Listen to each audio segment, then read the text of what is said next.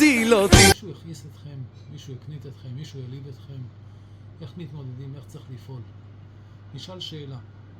בוא נאמר שאני אגיד לכם להחזיק כוס של מים, הנה הכוס הזאת, במשך 10 דקות. אפשרי או לא? כנראה שאפשרי. ואם אומר לכם להחזיק אותה חצי שעה, קצת יותר מאתגר, אבל גם כנראה שאפשר לעשות את זה. ושעה, שעה כבר זה נראה יותר מדי. היה תיכה ויהיו כל מיני תופעות לוואי.